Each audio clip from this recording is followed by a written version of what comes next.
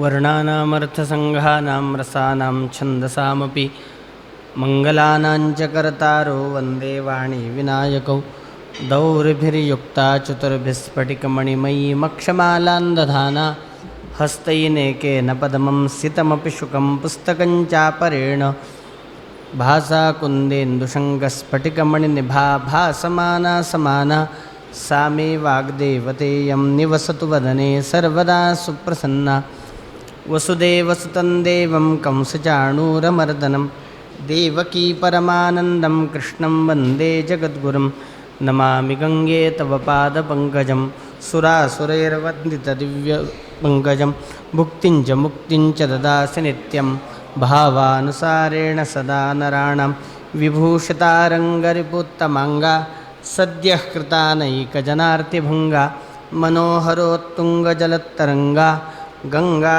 ममाङ्गा नमलीकरोतु कल्याणानां निधानं कलिमलमथनं पावनं पावनानां पाथेयं यन्मुमुक्षोः सपदि परपदप्राप्तये प्रस्थितस्य विश्रामस्थानमेकं कविवरवचसां जीवनं सज्जनानां बीजं धर्मद्रुमस्य प्रभवतु भवतां भूतये रामनाम रघुपति राघव राजा राम पतित पावन सीताराम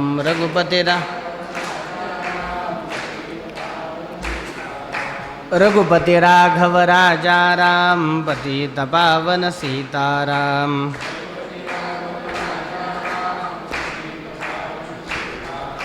रघुपति राघव राजा राम पतित पावन सीताराम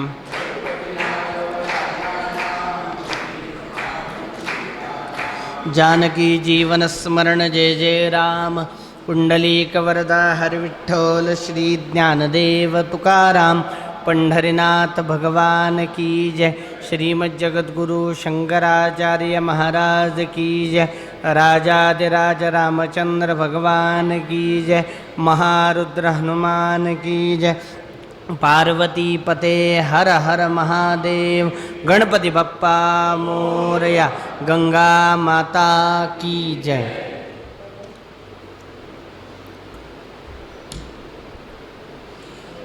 भाविक हो,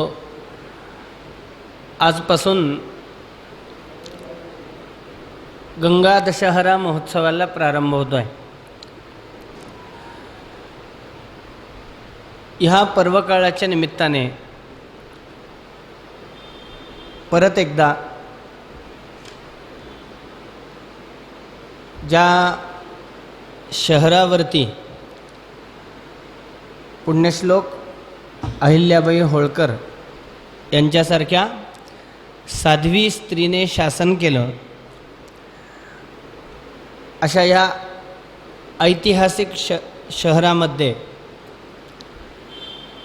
नरहरी गुरु वैदिकाश्रम व कृष्णेश्वर महादेव ऋग्वेद बैठक या संस्थेच्या आयोजनामध्ये या दशहरा महोत्सवाच्या निमित्ताने पंडितराज जगन्नाथांनी जे गंगा लहरी नामक काव्य रचलेलं आहे, त्या काव्यावरती त्या काव्याचं यथामती यथाशक्ती निरूपण करण्याचा मी प्रयत्न करणार आहे। प्रथमतः या काव्याकडे वळण्यापूर्वी ह्या काव्याची रचना ज्यांनी केली त्यांचा परिचय करून घेणं अतिशय जरुरीचं आहे। ह्या काव्याची रचना त्यांनी का केली, हे कार्य करण्यामागचा त्यांचा उद्देश काय होता, याविषयी जाणून घेणं प्रथमतः क्रमप्राप्त आहे। त्याचबरोबर जो उत्सव इथे अनेक वर्षांपासून संपन्न होतो तो नेमका कशा करता केला जातो, त्या उत्सवाच्या संबंधी सुद्धा माहिती आपल्याकडे असणं अतिशय जरुरीचं आहे. तेव्हा ह्या उत्सवाच्या संबंधीचा माहितीचा विचार पंडितराज जगन्नाथ यांचा अल्प असा परिचय त्यांनी ह्या काव्याची रचना का केली, ह्या सगळ्या गोष्टींचं श्रवण करून, ह्या सर्व गोष्टींचा विचार करून मग मी ह्या काव्याकडे वळणार आहे. ज्येष्ठ शुद्ध प्रतिपदा ते ज्येष्ठ शुद्ध दशमी ह्या कालावधीमध्ये सर्वत्र दशहरा महोत्सव संपन्न केला जातो. हा महोत्सव का संपन्न केला जातो याचं महत्त्वाचं कारण, सूर्यवंशीय जो राजा भगीरथ, या भगीरथ राजाने आपल्या पूर्वजांचा उद्धार व्हावा ह्या इच्छेने प्रथमतः ब्रह्मदेवांचं तप केलं आणि गंगावतरणानेच आपल्या पूर्वजांचा उद्धार होणार असल्यामुळे गंगेला ब्रह्मदेवांकडून भगीरथ राजाने मिळवलं. गंगामाता यायला तयार झाली, परंतु ती गंगामाता म्हणते की माझा जो वेग आहे तो अमोघ आहे. साक्षात जर वरच्या लोकातून, ब्रह्मलोकातून जर साक्षात मी पृथ्वीवरती आले तर ही सगळी पृथ्वी नष्ट होऊन जाईल आणि माझा तो अमोघ वेग धारण करण्याची क्षमता ही केवळ भगवान शंकरांच्याच ठिकाणी असल्यामुळे तुम्ही भगवान राजा तू भगवान शंकरांना प्रसन्न करून घे. भगवान शंकर मला आपल्या जटेमध्ये धारण करतील, त्यांच्या जटेतून हिमालय पर्वतावरून पृथ्वीवरती मी येईन आणि तुझ्या पूर्वजांचा उद्धार करेन. त्याप्रमाणे राजा भगीरथाने भगवान शंकरांचं तप केलं. अमोघ वेग असलेल्या त्या गंगेला भगवान शंकरांनी आपल्या जटेमध्ये धारण केलं आणि भगवान शंकरांच्या जटेतून हिमालय पर्वतावरून पृथ्वीवरती जे गंगेचं आगमन झालं, तो आगमनाचा जो दिवस होता तो ज्येष्ठ शुद्ध दशमी हा दिवस होता. दशमी शुक्लपक्षे तू ज्येष्ठे मासी कुजे हनी अवतीर्णा यतस्वर्गात हस्तरक्षेच सरिद्वरा असं वर्णन आहे. शुक्लपक्षस्य दशमी ज्येष्ठे मासी द्विजोत्तमाः. ज्येष्ठ शुक्ल दशमीच्या दिवशी हस्त नक्षत्रावरती पृथ्वीवरती भगीरथाने आपल्या पूर्वजांचा उद्धार व्हावा या इच्छेने गंगेचं अवतरण केलं. वैशाख महिन्यामध्ये आपण जर कॅलेंडर जर पाहिलं तर आपल्याला लक्षात येईल की वैशाख महिन्यामध्ये गंगोत्पत्तीचा उल्लेख असतो. वैशाख महिन्यामध्ये भगवान महाविष्णूंच्या पदकमलातून गंगा प्रकट झालेली आहे आणि ज्येष्ठ शुद्ध दशमीच्या दिवशी पृथ्वीवरती गंगेचं अवतरण झालेलं आहे. प्रकट होणं आणि अवतरण होणं याच्यात थोडं अंतर आहे. गंगा जी प्रकट झाली ती वैशाख महिन्यात प्रकट झाली आणि पृथ्वीवरती तिचं जे अवतरण झालं ते ज्येष्ठ शुद्ध दशमी या दिवशी पृथ्वीवरती गंगेचं अवतरण झालेलं आहे.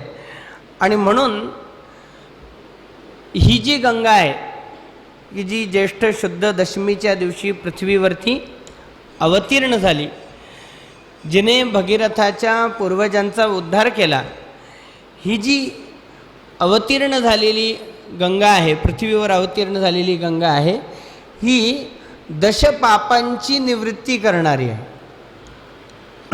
हरते दशपापानी.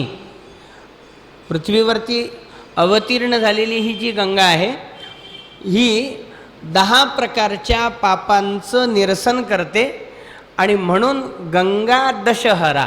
दश म्हणजे 10, पातकांचा नाश करणारी, हरण करणारी, नाश करणारी आणि म्हणून हा ज्येष्ठ शुद्ध प्रतिपदा ते दशमी या कालावधीमध्ये सर्वत्र हा गंगा दशहरा महोत्सव जो आहे हा त्या ठिकाणी संपन्न केला जातो. हां, विचारा.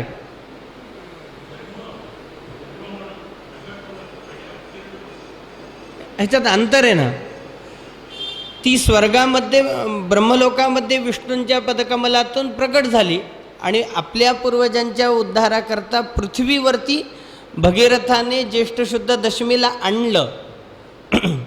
म्हणून गंगा दशहरा महोत्सव जो आहे हा त्या ठिकाणी संपन्न केला जातो. ही जी गंगा आहे, गंगा ह्या नामाचा विचार हा काव्याच्या निरूपणाच्या अनुषंगाने आपल्याला पुढे करायचा आहे, त्यामुळे तो मी आत्ता करणार नाही. परंतु ही जी गंगा आहे ही मनुष्याच्या 10 प्रकारच्या पातकांचा नाश करते. ही 10 प्रकारची पातकं कोणती याचा जर आपण विचार केला तर मुख्यत्वे पापाचे 3 प्रकार सांगितलेले आहेत: कायिक, वाचिक आणि मानसिक. कायिक म्हणजे शरीराकडून झालेलं, वाचिक म्हणजे वाणीकडून झालेलं आणि मानसिक म्हणजे मनाने झालेलं, मनातून झालेलं. या 3 मुख्य पापांचे 10 प्रकार सांगितलेले आहेत. म्हणजे यांचा या पापांचा विस्तार हा 10 प्रकारांमध्ये होतो, ज्याच्यामध्ये कायिक पाप 3 प्रकारचं आहे: अदत्तानाम उपादानम, हिंसाचैवा विधानतः, परदारोपसेवाच, कायिकम त्रिविधम स्मृतम. अपात्र व्यक्तीला दान करणं किंवा एखाद्या व्यक्तीने आपल्याला एखादी गोष्ट दिलेली नाही, ती दिलेली नसता आपण ती घेणं, पहिलं पाप सांगितलंय कायिक. हिंसा दुसरं पाप सांगितलंय आणि परस्त्री गमन हे 3रं पाप सांगितलंय. अदत्तानाम उपादानम, हिंसाचैवा विधानतः, परदारोपसेवाच, कायिकम त्रिविधम स्मृतम. आणि म्हणून बघा, एखाद्या व्यक्तीच्या वस्तूचा उपभोग आपण जर घेत असू तर तो घेत असताना, ती वस्तू वापरत असताना ती वस्तू त्या व्यक्तीच्या इच्छेने आपल्याकडं आली पाहिजे याची दक्षता आपण घेणं अतिशय जरुरीचं आहे. त्याचबरोबर एखाद्या व्यक्तीला काहीतरी देत असताना आपण ज्याला देत आहोत तो ती वस्तू घेण्याच्या लायकीचा, पात्रतेचा आहे की नाही हे सुद्धा आपण पाहिलं पाहिजे. आणि म्हणून बघा, गीतासुद्धा म्हणते की सात्विक दान कोणतं, तर देशे काले च पात्रे च तद्दानम सात्विकम स्मृतम. देश, काल आणि पात्रता या 3 गोष्टी पाहून केलेलं जे दान, त्याच दानाला गीतेने देखील सात्विक दान म्हणलेलं आहे. दान देत असताना पात्रता पाहणं फारच जरुरीचं आहे. तामसदान भगवंत त्याला म्हणतात की आदेशकाले यद्दानम अपात्रेभ्यश्च दीयते, की काळ, वेळ, पात्रता न पाहता दिलेलं जे दान त्या दानाला तामसदान म्हणलेलं आहे. आणि यत्तु प्रत्युपकारार्थम फलमुद्दिश्य वा पुनः दीयते च परिक्लिष्टम तद्दानम राजसंस्मृतम. मोबदल्याची अपेक्षा ठेवून दिलेलं जे दान त्या दानाला राजसदान म्हणलेलं आहे किंवा दीयतेच परिक्लिष्टम. मी कथेच्या अनुषंगाने सुद्धा याचा उल्लेख केलेला होता की वस्तूसुद्धा अशी दिली जाते की जी घेण्याला सुद्धा उपयोगाला येईल की नाही हे सांगता येत नाही. तेव्हा सांगायचा मुद्दा माझा हा आहे की अपात्र व्यक्तीला दान करणं, सत्पात्र व्यक्तीला दान न करणं किंवा एखाद्याच्या मनाच्या विरुद्ध त्याच्या वस्तूचा उपभोग घेणं हे कायिक पाप सांगितलेलं आहे. त्याचप्रमाणे हिंसा, परस्त्रीगमन, परधनापहार ही सगळी कायिक पाप आहेत. वाचिक पापांचा विचार करत असताना त्याचे 4 प्रकार सांगितलेले आहेत: पारुष्यम, अनृतंचैव पैशून्यंचापि सर्वशः, असंबद्ध प्रलापश्च वाङ्मयस्या चतुर्विधम. बघा, 4 प्रकारची पापमय वाणी मानलेली आहे. त्याच्यामध्ये पहिली पापमय वाणी आहे कटुवाणी, दुसरी पापमय वाणी आहे अनृत म्हणजे खोटं, तिसरी पापमय वाणी आहे लबाड, ज्याला आपण टोमणे असं म्हणतो, आणि चौथी पापमय वाणी आहे विनाकारण संबंध नसताना बोलणं. पारुष्यम अनृतंचैव पैशून्यंचापि सर्वशः असंबद्ध प्रलापश्च वाङ्मयस्यात् चतुर्विधम. आणि म्हणून बघा कसं बोलावं आणि कसं बोलू नये या दोन्ही गोष्टीचा विचार शास्त्राने केलेला आपल्याला दिसतो. मी कथेच्या अनुषंगाने यापूर्वीसुद्धा याचा उल्लेख केलेला होता, परंतु परत एकदा आपण त्याची उजळणी करण्याचा प्रयत्न करू.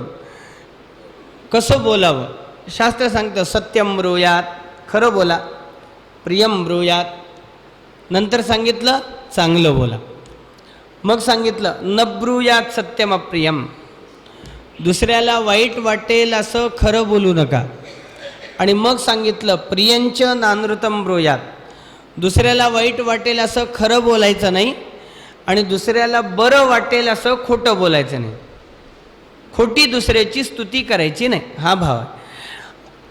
आता शास्त्राने आपल्याला हे सांगितलं, परंतु नब्रूयात सत्यम प्रियम किंवा प्रियंच नानृतम ब्रूयात ह्याचा भाव काय आहे? दुसऱ्याला वाईट वाटेल असं खरं बोलायचं नाही आणि दुसऱ्याला बरं वाटेल असं खोटं बोलायचं नाही. मग बोलायचं कसं? किंवा दुसऱ्याला वाईट वाटेल असं खरं बोलायचं नाही याचा अर्थ दुसरा जर चुकला तर त्याची चूक दाखवायची नाही का? कारण चूक दाखवल्याने सुद्धा वाईट वाटतं की नाही. एखाद्याला जर त्याची आपण चूक दाखवली, तू अशा अशा पद्धतीने जर चुकलास तर त्याला ते लागू शकतं, वाईट वाटू शकतं. मग नब्रूयात सत्यम प्रियम याचा अर्थ काय? अवश्यमेव दुसऱ्याची चूक आपण दाखवावी, परंतु ती चूकसुद्धा चांगल्या शब्दांमध्ये आपण दाखवली पाहिजे, हा त्याच्या मागचा भाव आहे. विनाकारण दुसऱ्याची खोटी स्तुती करू नये. सत्य बोलायला सांगितलं, खरं बोलायला सांगितलं, परंतु खरं कशाला म्हणावं? ज्ञानेश्वर महाराज खऱ्याचं स्वरूप सांगतात. परी अहिती कोपनी सोप, लालनी मऊ जैसे पुष्प, तिये मातेचे स्वरूप जैसे का होय, तैसे श्रवण सुख चतुर, परिणामो निसाचार, बोलणे जे अविकार ते सत्य येते. ज्ञानोबा म्हणतात की सत्य कसं आहे म्हणे, आईसारखं असतं. सत्य कसं असतं? तर आईसारखं असतं. एखादी आई आपल्या मुलाचं संगोपन करत असताना वरवर पाहता त्याच्यावरती रागवते. परी अहिती कोपनी सोप, एखादं मूल जर उन्हामध्ये जर खेळत असेल तर ती आई म्हणते की नाही, मेल्या सावलीत येऊन खेळ. म्हणजे वरवर पाहता त्या मुलावरती ती रागवते, मेल्या म्हणते, परंतु एखादी शिंक जर जास्त आली तर डॉक्टरकडे घेऊन जाते. परी अहिती कोपुनी सोप, म्हणजे वरवर पाहता त्या मुलावरती रागवते, परंतु त्याचं संगोपन मात्र कसं फुलासारखं करते. तैसे श्रवण सुख चतुर, परिणामो निसाचार, बोलणे जे अविकार ते सत्य येते. ज्ञानोबा म्हणतात की बघा, दोन वाक्य आपण अवश्यमेव ध्यानात घेतल्या पाहिजेत. जे वाक्य आपल्या कानाला गोड लागतं, जे ऐकल्यानंतर आपल्याला बरं वाटतं, ते सत्य असतंच असं नाही. जे वाक्य आपल्या कानाला ऐकल्यानंतर आपल्याला बरं वाटतं ते सत्य असतंच असं नाही. आणि जे ऐकल्यानंतर आपल्याला कदाचित राग येतो ते वाक्य खोटं असतंच असं नाही. या दोन्ही गोष्टी आपण अवश्यमेव ध्यानात घेतल्या पाहिजेत. तैसे श्रवण सुख चतुर, परिणामो निसाचार, बोलणे जे अविकार ते सत्य येथे. सत्यम ब्रूयात न ब्रूयात सत्यम प्रियम याचा भाव असा आहे की दुसऱ्याची चूकसुद्धा आपण चांगल्या शब्दामध्ये दाखवावी, विनाकारण दुसऱ्याची खोटी स्तुती करू नये.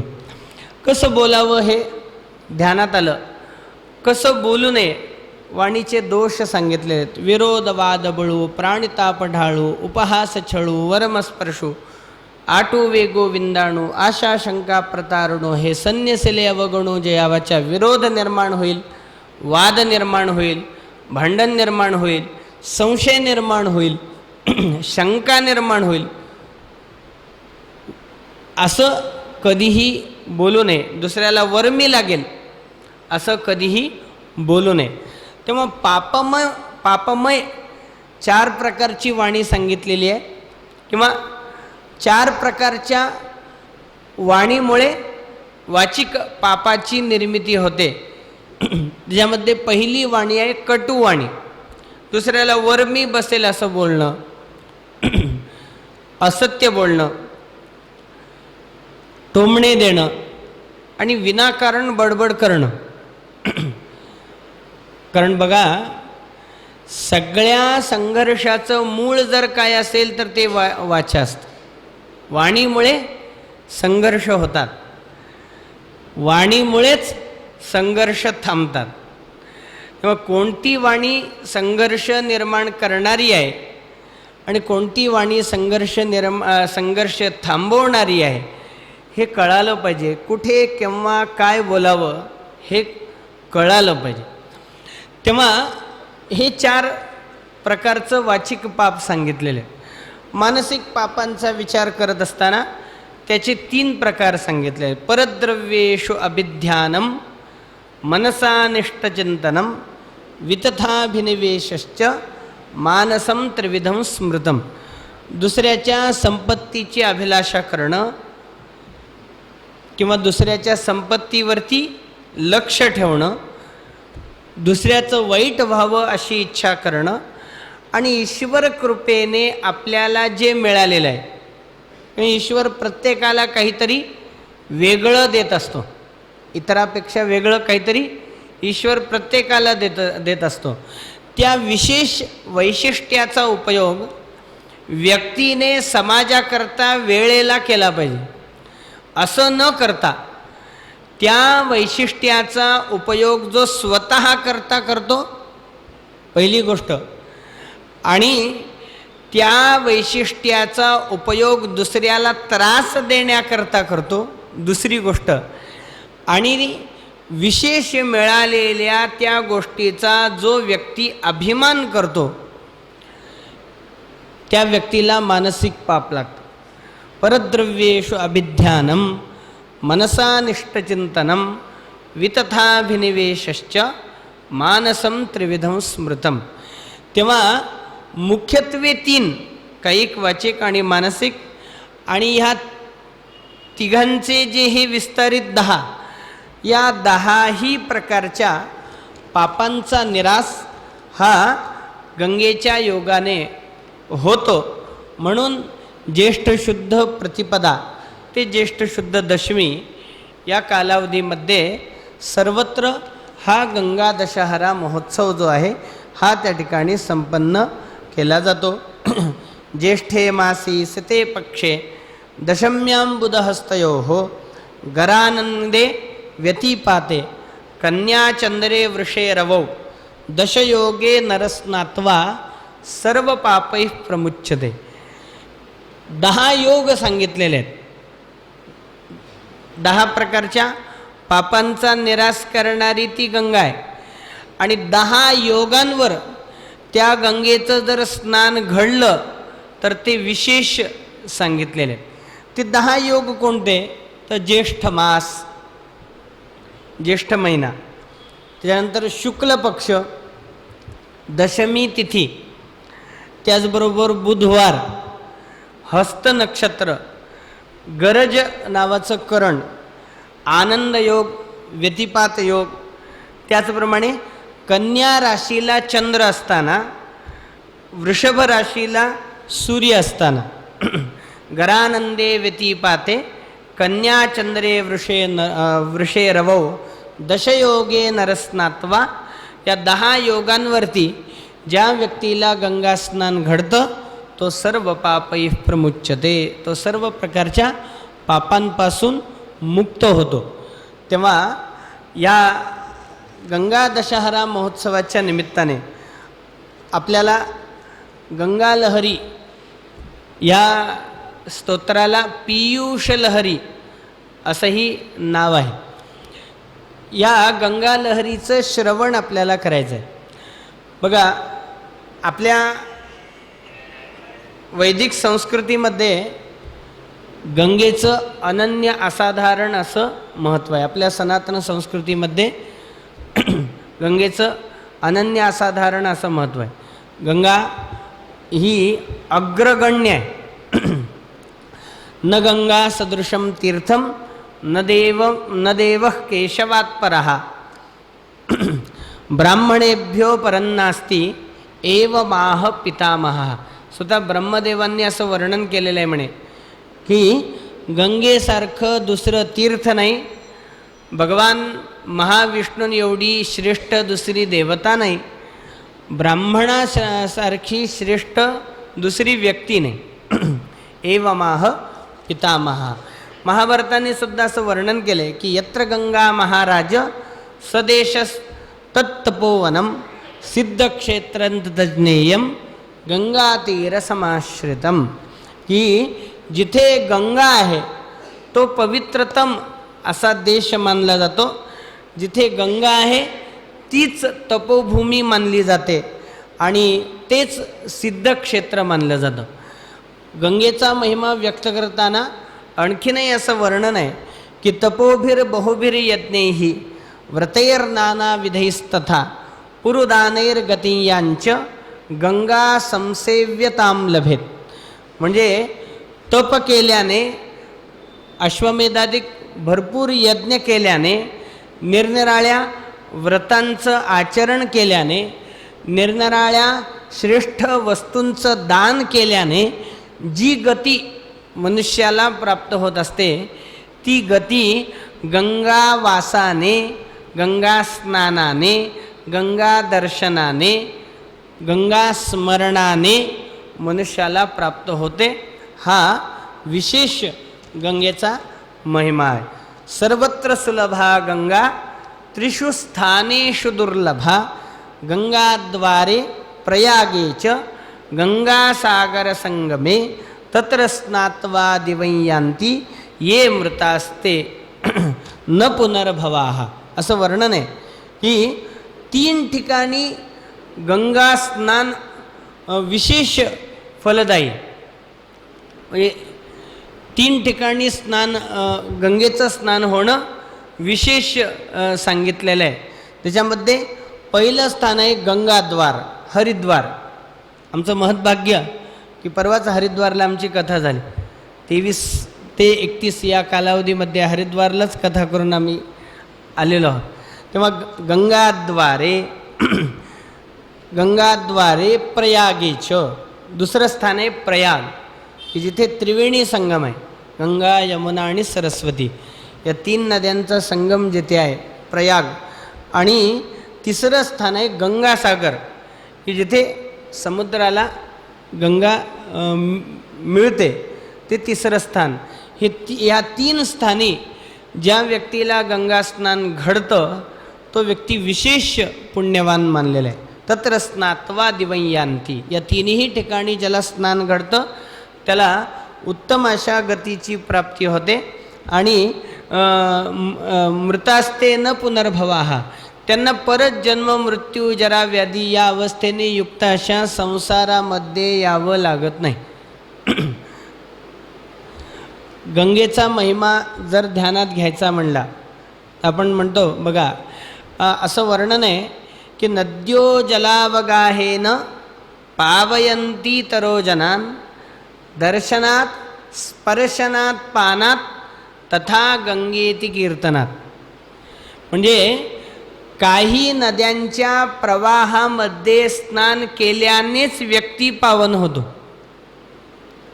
बघा, आता इंदोरमध्ये गंगा नाही, म्हणजे साक्षात प्रवाहाच्या रूपामध्ये म्हणते मी, साक्षात प्रवाहाच्या रूपामध्ये इंदोरमध्ये गंगा नाही. मग या गंगा स्नानाचं फळ तुम्हाला मिळणार नाही का? अवश्य मिळेल. कसं मिळेल? नद्यो जलावगाहेन.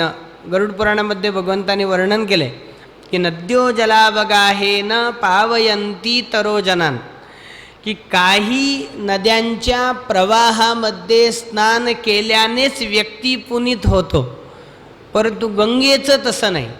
दर्शनात, ज्याला गंगेचं दर्शन घडतं, गंगा स्नानाचं जे फळ आहे तेच फळ त्याला प्राप्त होतं. स्पर्शनात, ज्याला गंगेचा स्पर्श घडतो. दर्शनात, स्पर्शनात, पानात, ज्याला गंगा पान घडतं म्हणजे गंगा प्यायला मिळते, किंवा जो गंगेचं नुसतं स्मरण देखील करतो तेच फळ सांगितलेलं आहे.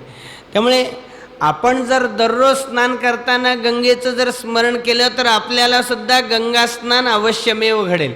गंगा गंगेति यो ब्रूयात यो जनानां शतेरपि मुच्यते सर्व पापेभ्यो विष्णुलोकम सगच्छति.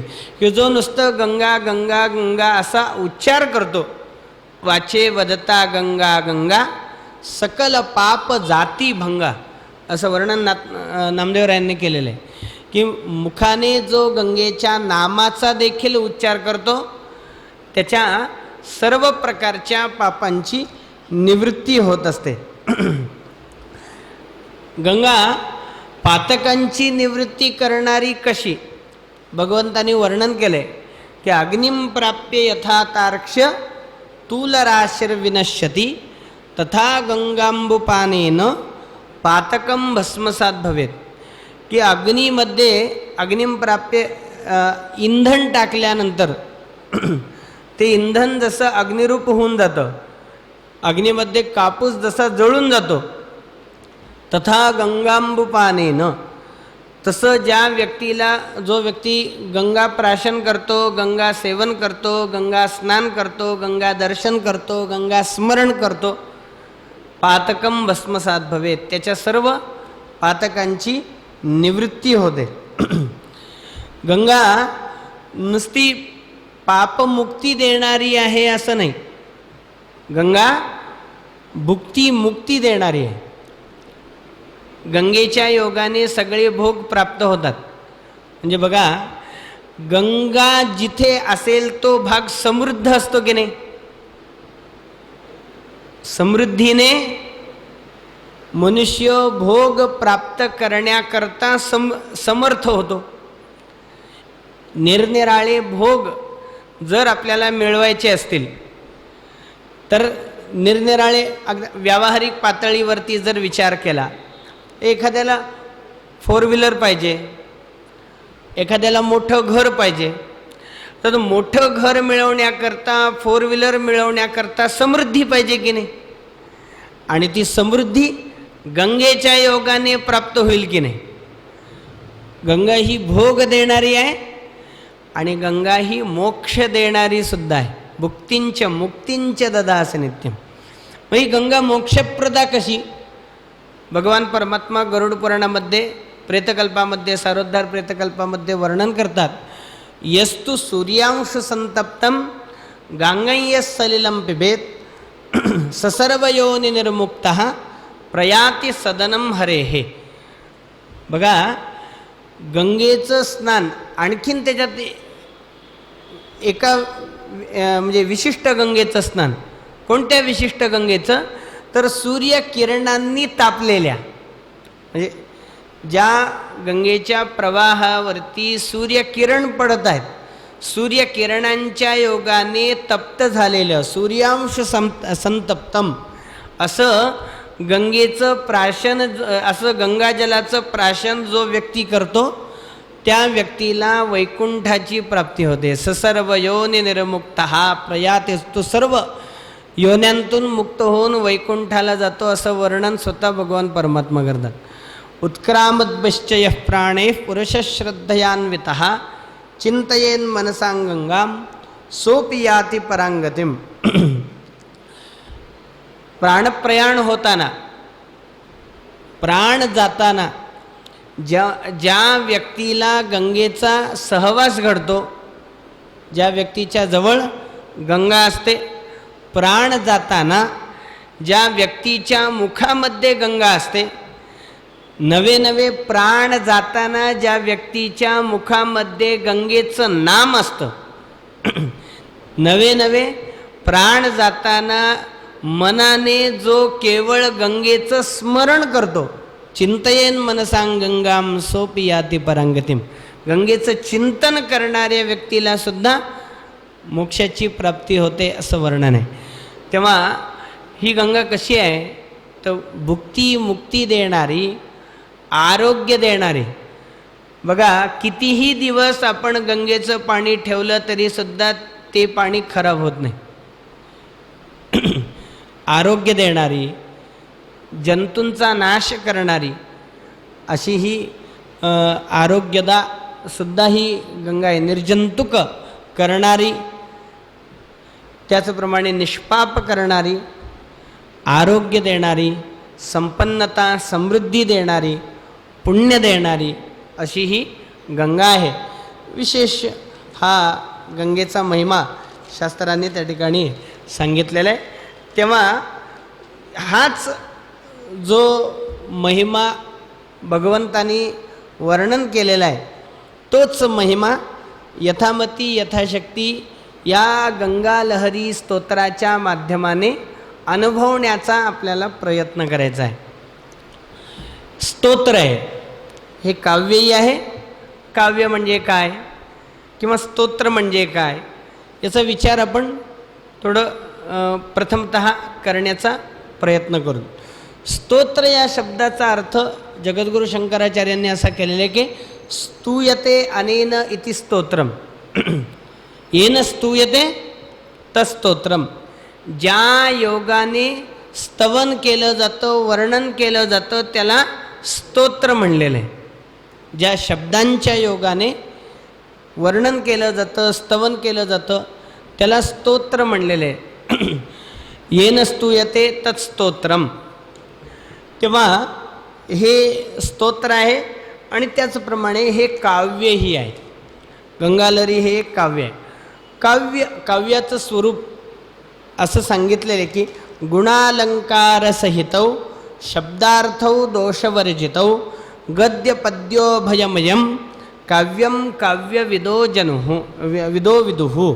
गुणालंकारसहित, गुणांनी अलंकारांनी युक्त असणारं असं, निर्दोष असणारं म्हणजे निर्दुष्ट असणारं असं, गद्य पद्य मय असं जे वाक्य, त्या वाक्याला असा जो विविध अशा पदांचा, अलंकारांनी युक्त अशा विविध अशा पदांचा जो समूह की जो निर्दुष्ट असेल त्या समूहालाच शास्त्राने काव्य अशा प्रकारची संज्ञा दिलेली आहे. वाक्यम रसात्मकम काव्यम, किंवा ज्याच्यामध्ये आपल्याला सगळे रस दिसतात त्यालासुद्धा शास्त्राने काव्य म्हणलेले.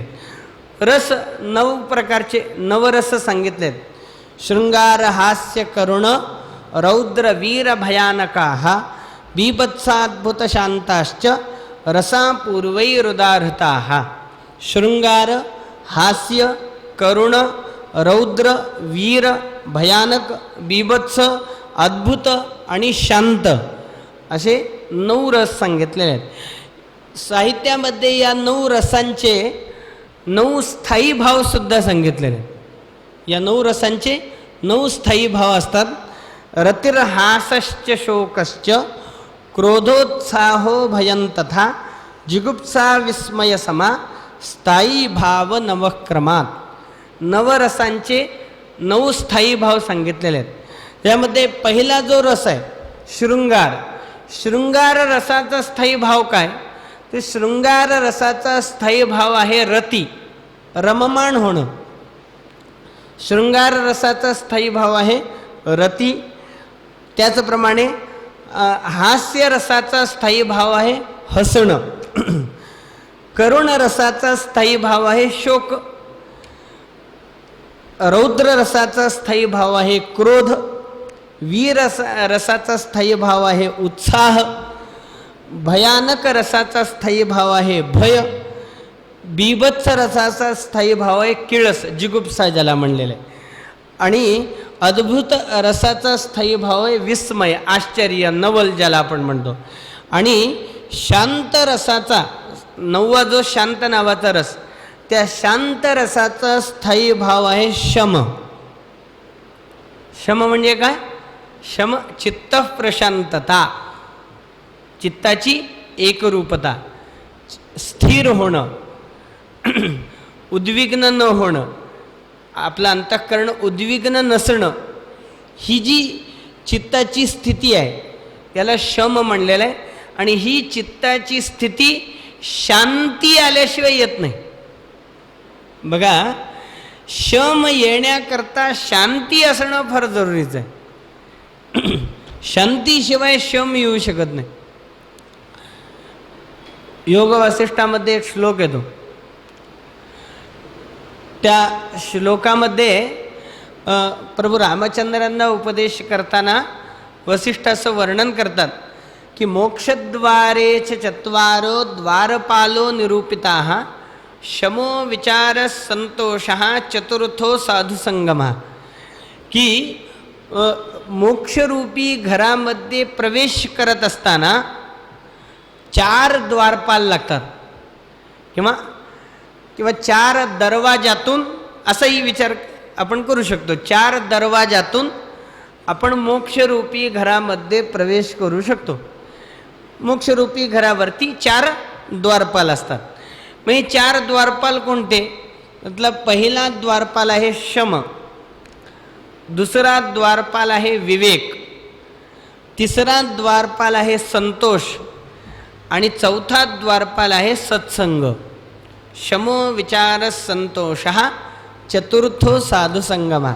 बघा, रामचंद्रांना वसिष्ठांनी ह्या क्रमाने जरी हे 4 द्वारपाल सांगितलेले असले तरी सुद्धा इथे क्रम उलटा घ्यायचा आहे. शमापासून सत्संगाकडे जायचं नाही, सत्संगातून शमाकडे यायचं आहे. बघा, ज्याला सत्संग प्राप्त होतो त्या सत्संगाच्या योगाने काय येतो? त्या सत्संगाच्या योगाने समाधान म्हणजे संतोष येतं, शांती येते. सत्संगाच्या योगाने काय येते? सत्संगाच्या योगाने शांती येते. शांतीच्या योगाने म्हणजे संतोषाच्या योगाने विवेक येतो. विवेक आला, शमो विचार संतोष, विवेक आला की आपोआपच शम येतो, म्हणजे चित्त प्रशांतता. आणि बघा, आपल्याला जगन्नाथ पंडितांच्या चरित्रातून सुद्धा आपल्याला पाहायचं आहे की सत्संगाचा प्रभाव त्या लवंगीवरती कसा झाला. लवंगीचा उद्धार कशामुळे झाला?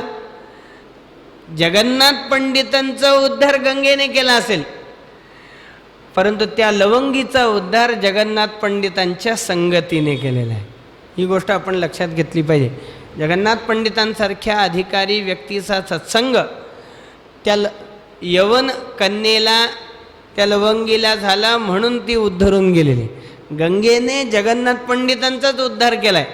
मग लवंगीचा उद्धार कोणी केला? लवंगीचा उद्धार जगन्नाथ पंडितांच्या संगतीने केलेला आहे. महापुरुषाच्या आश्रयाला व्यक्ती जर गेला तर काय होतं हे पाहण्यासारखं आहे.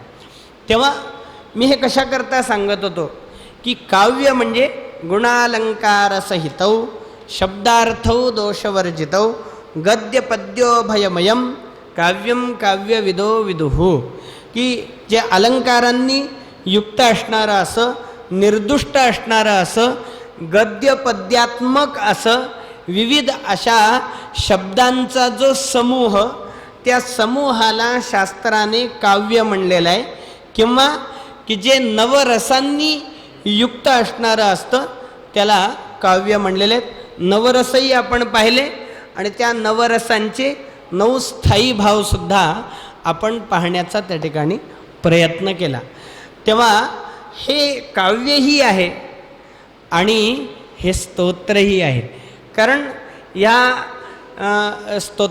कारण ह्या स्तोत्रामध्ये असलेल्या विविध अशा श्लोकांच्या योगाने, विविध अशा शब्दसमूहांच्या योगाने गंगेचं स्तवन असल्याकारणाने ह्याला आपण काव्यही म्हणू शकतो आणि ह्याला आपण स्तोत्रही म्हणू शकतो.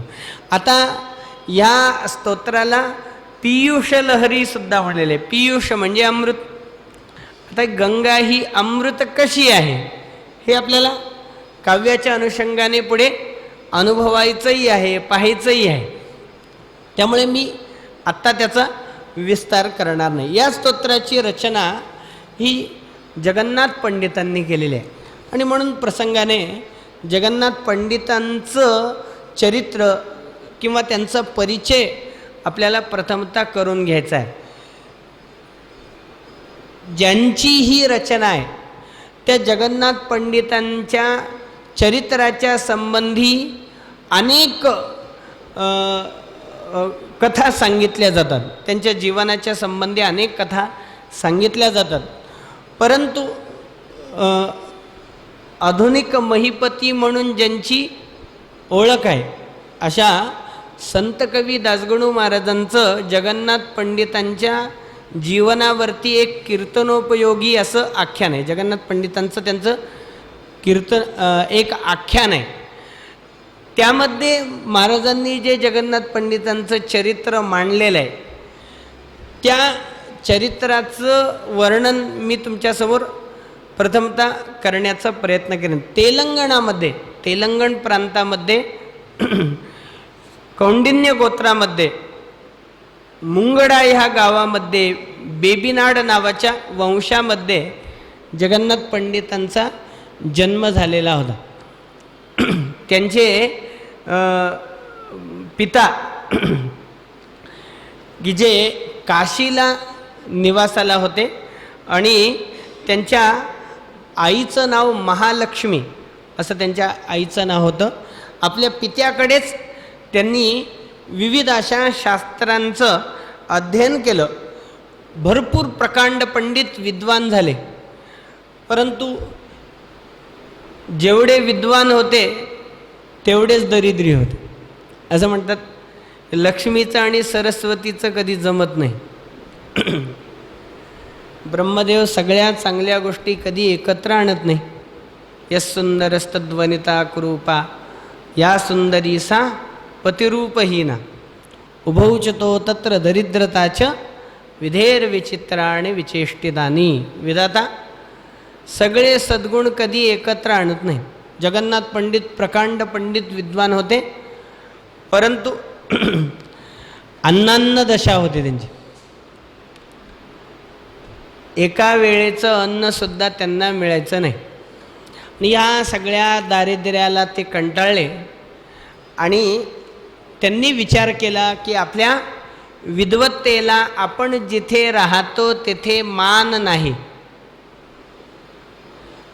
आणि म्हणून आपण दुसऱ्या प्रांतामध्ये जाऊन या विद्वत्तेच्या जोरावरती अर्थार्जन करावं असं जगन्नाथ पंडितांना वाटलं. आणि म्हणून जगन्नाथ पंडित फिरत फिरत कर्नाटक प्रांतामध्ये आले. कर्नाटक प्रांतामध्ये आले तिथे एका राजाच्या दरबारामध्ये आले. राजाची स्तुतीही त्यांनी केली परंतु तो राजा कृपण होता आणि म्हणून जगन्नाथ पंडितांना त्यांच्या विद्वत्तेला त्या दरबारामध्ये काही मान मिळाला नाही. बघा दासगणू महाराजांनी वर्णन केले की जेव्हा जगन्नाथ पंडितांना आपल्या विद्वत्तेला मान इथे मिळत नाही हे लक्षात आलं तेव्हा जगन्नाथ पंडितांनी आपल्या विद्वत्तेची थोडी त्या विद्वत्तेला ते समजावू लागले. त्याला त्यांनी विद्वत्तेला ते म्हणतात की बाई ग इथे मला संपत्ती न मिळून तुझं महत्त्व वाढलं नाही म्हणून तू वाईट वाटून घेऊ नकोस. जाते की अवमानली कुलसती वारांगणेच्या घरी. विद्वत्ते नच तू हे विद्वत्ते तू रुसू नकोस. ना मान झाला जरी, तुझा इथे मान झाला नाही, तुला इथे मान मिळाला नाही म्हणून तू रुसू नकोस. कारण जाते की अवमानली कुलसती वारांगणेच्या घरी.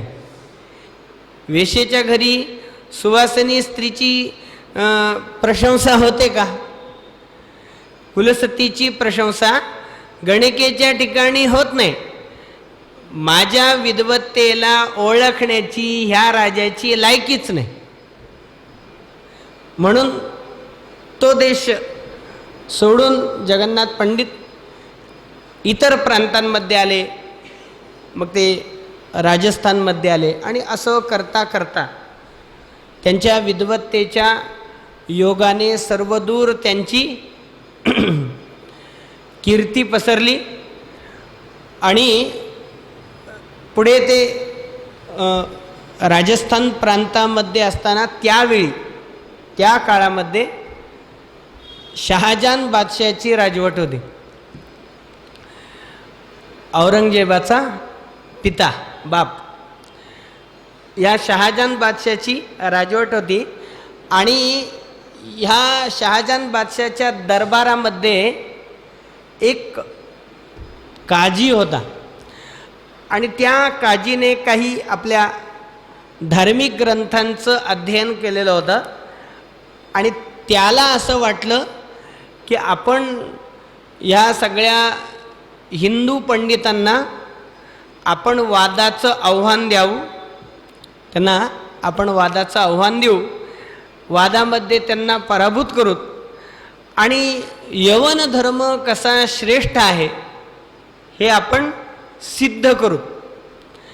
आणि म्हणून शहाजान बादशाह करवी त्या काळी जी मोठमोठी आपली धर्मपीठं होती, त्या सगळ्या धर्मपीठांमध्ये बादशाहकडून त्या सगळ्या धर्मपीठांकडे फतवे आले की एकतर वाद करायला तुम्ही या, नाहीतर यवन धर्म स्वीकारा.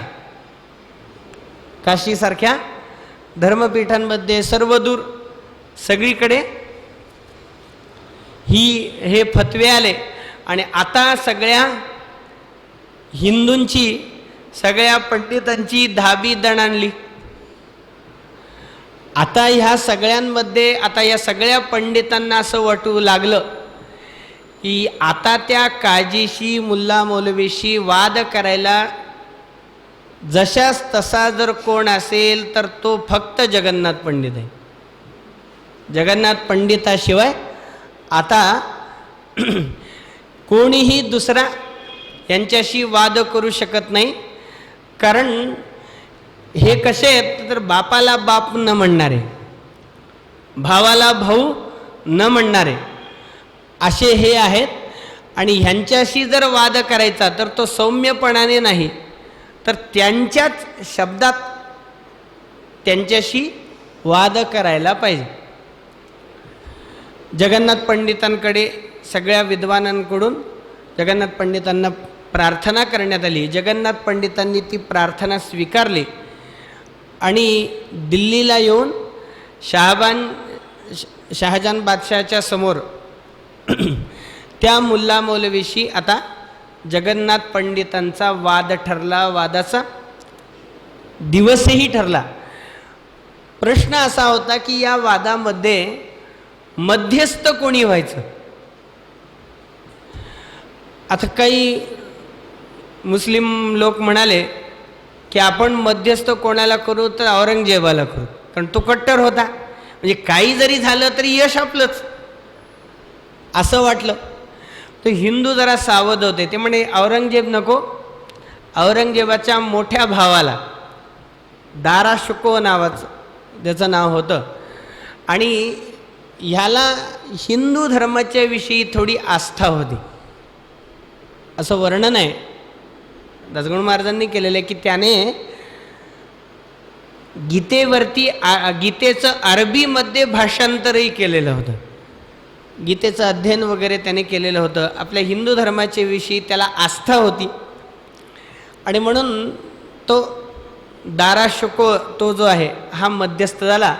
जगन्नाथ पंडितांचा आणि त्या काजीचा वाद झाला आणि त्या वादामध्ये त्या काजीने एखादं मत मांडावं, जगन्नाथ पंडितांनी त्याचं खंडन करावं आणि शेवटी जगन्नाथ पंडितांनी त्या काजीचा ह्याच्या वादामध्ये पराभव केला. आता तो पराभूत झाला. आता तो पराभव त्याला जिव्हारी लागला. तो असं म्हणला म्हणे, तुम्ही काय सांगतात तुमच्या धर्माचं? तुमच्या धर्मामध्ये देव म्हणून तुम्ही ज्याची पूजा करता तो इंद्र कसा आहे म्हणे, तर अहल्याजार आहे. अहिल्याचं पातिव्रत्य आपल्याला सगळ्यांना कथा माहिती आहे की अहिल्याचं पातिव्रत्य इंद्राने भंगलं. जो ज्याने परस्त्री गमन केलं त्या इंद्राची तुम्ही पूजा करता, काय तुम्ही तुमच्या धर्माचं सांगता? असं तो काजी जगन्नाथ पंडितांना म्हणला म्हणे. जगन्नाथ पंडितांनी तिथे आपल्या विद्वत्तेच्या जोरावरती अहल्याजार या शब्दाची व्याख्या केली. म्हणजे तुम्हाला अहिल्याजार या शब्दाचा अर्थच कळाला नाही म्हणे. अहिल्याजार या शब्दाचा अर्थच तुम्हाला कळाला नाही. अहल्याजार म्हणजे काय? अहल्याजार हे वाक्य कळण्याकरता आधी तुम्हाला अहल्या कळायला पाहिजे. अहल्या म्हणजे काय? अहल्या ह्या वाक्याचा अर्थ आहे आहा लियते यस्याम सा अहल्या, जिच्यामध्ये दिवस लीन होतो तिला अहल्या म्हणावं. दिवस कशामध्ये लीन होतो? रात्रीमध्ये लीन होतो.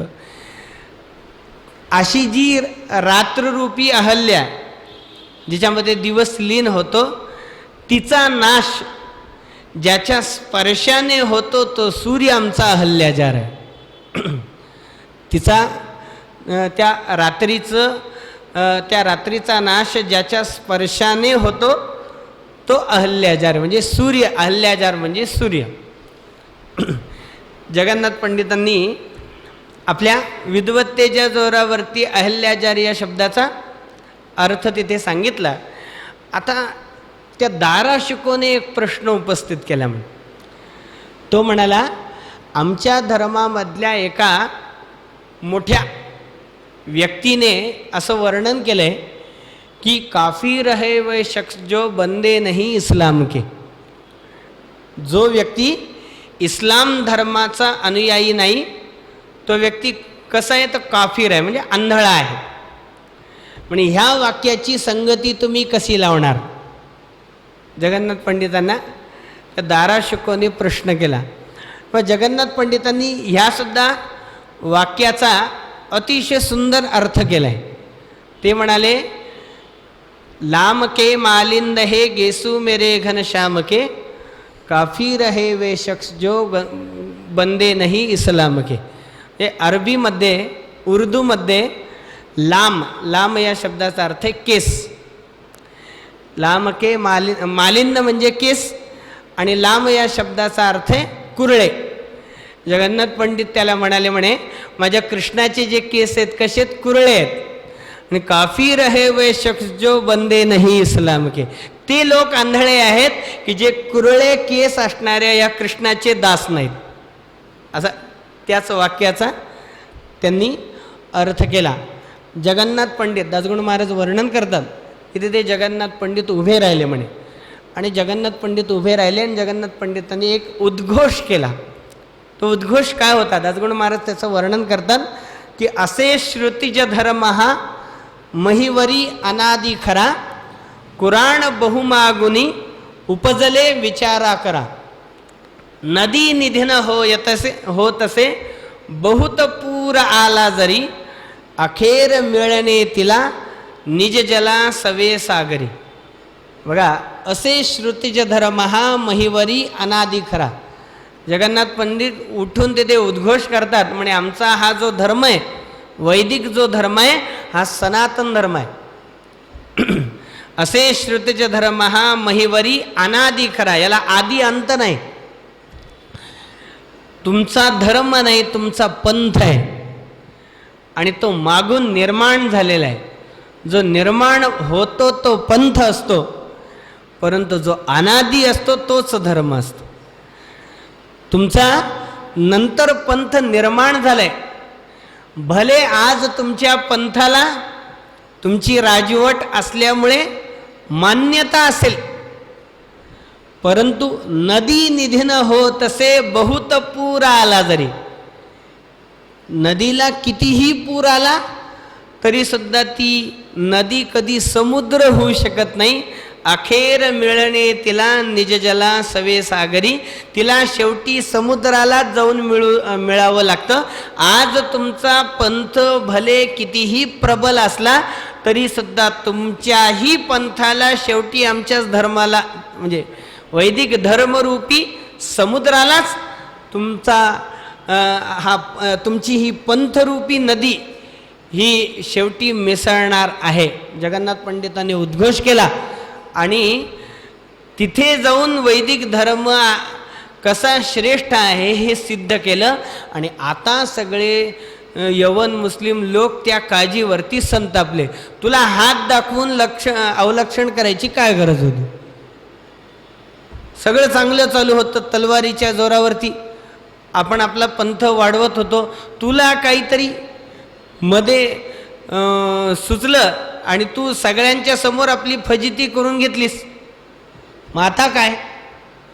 मग आता ह्याला आपल्यात घे. ज्याने तुझा धर्म तुझा पंथ खालचा आहे, वैदिक धर्म श्रेष्ठ आहे, त्याला जवळ कर. आता त्याला जवळ कसं करायचं? त्याच्याकरता तो बादशाहकडे गेला म्हणे आणि बादशाहला म्हणतो की जगन्नाथ पंडिताला आपल्याला जवळ करावं लागेल. आता तो विद्वत्तेच्या जोरावरती जवळ म्हणजे त्याने विद्वत्तेच्या जोरावरती आपला धर्म सिद्ध केलेला आहे. मग त्याला जर वश करायचा असेल तर एक उपाय आहे. उपाय दोन, कनक नाहीतर कामिनी. एकतर भरपूर धन देऊन त्याला आपलंसं कर, आपल्याकडे आण, नाहीतर त्याला उत्तम अशी एखादी स्त्री दे. पण आता जगन्नाथ पंडितांना संपत्तीची तर काही कमी नव्हती. त्यामुळे मग दुसरा उपाय, तो उपाय असा ठरला गेला.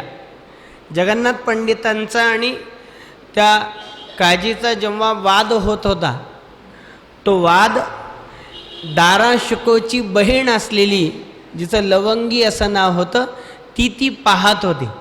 जगन्नाथ पंडितांच्या विद्वत्तेवरती ती भाळली होती. तिला सुद्धा वाटत होतं की ह्या श्रेष्ठ पुरुषाची संगत, त्याचा सहवास, त्याचा उपदेश, त्याचं मार्गदर्शन आपल्याला प्राप्त व्हावं. आणि म्हणून तिच्या सौंदर्याची भूल जगन्नाथ पंडितांना पाडण्याकरता म्हणून एक उपाय ठरला गेला की बादशहाच्या बरोबर जगन्नाथ पंडितांनी बुद्धिबळ खेळायचं. आणि जगन्नाथ पंडित त्या बादशहाच्या सोबत बुद्धिबळ खेळत असताना बादशहाला तहान लागेल आणि म्हणून पाणी बादशाने मागवल्याबरोबर ती लवंगी पाणी घेऊन येईल. आणि ती लवंगी जवळ आली, पाणी घेऊन आली की बादशाने जगन्नाथ पंडितांना म्हणावं की तुम्ही शीघ्र कवी आहात, तुम्ही या लवंगीचं वर्णन करा म्हणून. असं सगळं ठरलं गेलं. त्याप्रमाणे बादशाला तहान लागली, त्याने पाणी मागितलं आणि ती 16-17 वर्षाची तरुण ती लवंगी डोक्यावरती पाण्याची घागर, सोन्याची पाण्याची घागर घेऊन ती लवंगी बादशाच्या जवळ येत होती. बादशाह जगन्नाथ पंडितांना म्हणतो की तुम्ही शीघ्र कवी आहात आणि येणाऱ्या माझ्या मुलीचं वर्णन करा. जगन्नाथ पंडितांनी वर्णन केलं. म्हणे इयम सुस्तनी मस्तकन्यस्त कुंभा कुसुंभारुणम चारुचैलम दधाना समस्तस्य लोकस्य चित्त प्रवृत्तिम गृहीत्वा घटे स्थाप्य याती व भाती. राजा, तुला तहान लागली म्हणून तुझी मुलगी डोक्यावरती सोन्याची घागर घेऊन त्या घागरीमध्ये पाणी घेऊन येते आहे. तुला वाटत असेल हिच्या डोक्यावरती असलेल्या सोन्याच्या घागरीमध्ये पाणी आहे. नाही म्हणे डोक्यावरती असलेल्या घागरीमध्ये काय घेऊन ही येत आहे. एखाद्या तरुण मुलीला रस्त्यावरती पाहिल्यानंतर एखाद्या तरुण पुरुषाची जी अवस्था होते ती अवस्था आपल्या म्हणजे त्या मुलाची ती चित्तवृत्ती, त्याचे ते विचार आपल्या घागरीमध्ये सामावून ही मुलगी येते आहे असं वर्णन जगन्नाथ पंडितांनी बादशाने सांगितलं. म्हणून जगन्नाथ पंडितांनी त्या लवंगीचं वर्णन केलं. बादशाह म्हणाला, काय सुंदर वर्णन केलं. म्हणे जर माझी मुलगी जर अशी असेल, आकर्षक असेल, सुंदर असेल तर मी तुम्हाला देऊन टाकली. राजा म्हणतो मी तुम्हाला अर्पण केली, तुम्ही ती स्वीकारा. जगन्नाथ पंडितांना सुद्धा याची कल्पना होती. आणि बघा हा जो प्रसंग आहे, ह्या प्रसंगातली एक बाजू आपण लक्षात घेतली पाहिजे की ही घटना जेव्हा घडली त्यावेळी जगन्नाथ पंडित हे अतिवृद्ध म्हणजे वृद्धापकाळाकडे झुकलेले होते. ते वृद्ध होते. आणि ही कशी होती तर 16-17 वर्षाची तरुण होती. त्यामुळे इथे विषयिक आकर्षण इथे नाही. ती जगन्नाथ पंडितांच्या विद्वत्तेवरती भाळलेली होती.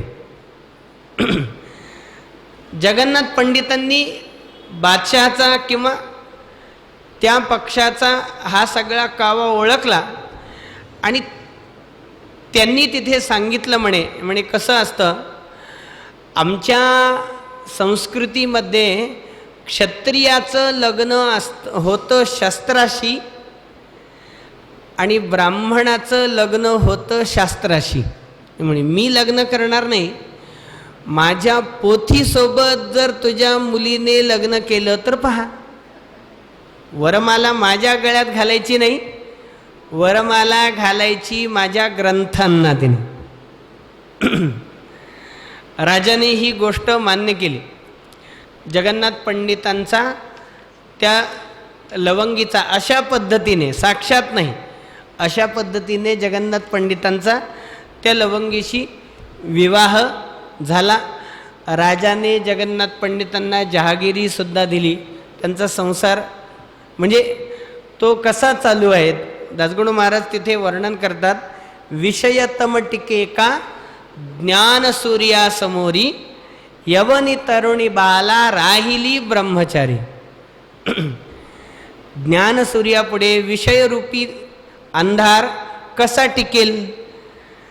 मी मगाशी सांगितल्याप्रमाणे ती जगन्नाथ पंडितांच्या विद्वत्तेवरती भाळली होती. जगन्नाथ पंडितांच्या सहवासाची, त्यांच्या उपदेशाची, त्यांच्या मार्गदर्शनाची तिला ओढ होती. जगन्नाथ पंडित तिला मार्गदर्शन करत होते, तिला विद्यादान करत होते. गुरु शिष्याचं तिथे नातं होतं, पती पत्नीचं तिथे नातं अजिबात नव्हतं. आणि अशा पद्धतीने त्यांचा तो संसार चालू असताना इकडे बऱ्याच घडामोडी घडल्या. त्या दारा शुकोला औरंगजेबाने मारलं, आपल्या बापाला तुरुंगात टाकलं आणि औरंगजेब आता सिंहासनावरती अधिष्ठित झाला. आणि त्याने चौकशी करायला सुरुवात केली. म्हणे ते गाव कोणाच्या जहागिरीमध्ये आहे, कोणाकडे आहे. म्हणजे ते गाव जगन्नाथाकडे आहे. म्हणे जगन्नाथ अजून जगन्नाथ आहे. जगन्नाथ पंडितांना बोलवण्यात आलं. म्हणजे तुम्हाला जर जहागिरी पाहिजे असेल तर तुम्हाला इस्लाम धर्म स्वीकारावा लागेल. जगन्नाथ पंडित म्हणाले मला तुझ्या संपत्तीची तीळमात्र अपेक्षा नाही, मी संपत्ती सोडून टाकली. परंतु बघा परवाच्या निवडणुकीमध्ये सुद्धा आपण पाहिलं की हिंदू समाजाची काय स्थिती आहे. त्या काळी सुद्धा तो हिंदू समाज तसाच होता. जगन्नाथ पंडितांनी आपल्या विद्वत्तेच्या जोरावरती वैदिक धर्म कसा श्रेष्ठ आहे हे सिद्ध केलं. सगळ्यांना मुस्लिम होण्यापासून वाचवलं. परंतु त्याच हिंदू समाजाने जगन्नाथ पंडितांनी त्या लवंगीशी विवाह केला म्हणून त्यांना वाळीत टाकलं. आणि जगन्नाथ पंडित मजल दरमजल करत काशीकडं निघाले. सोबत ती लवंगी सुद्धा निघते आहे.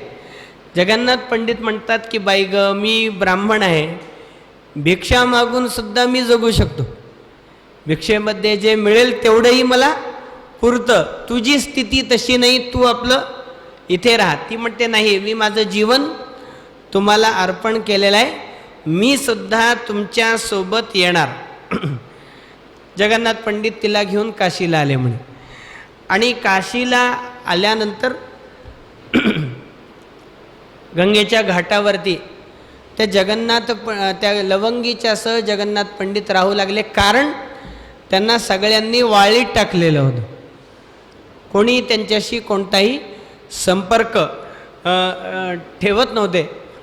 आणि एक दिवस पहाटेच्या वेळी जगन्नाथ पंडित गंगेच्या घाटावरती पायरीवरती त्या लवंगीच्या सह झोपलेले होते.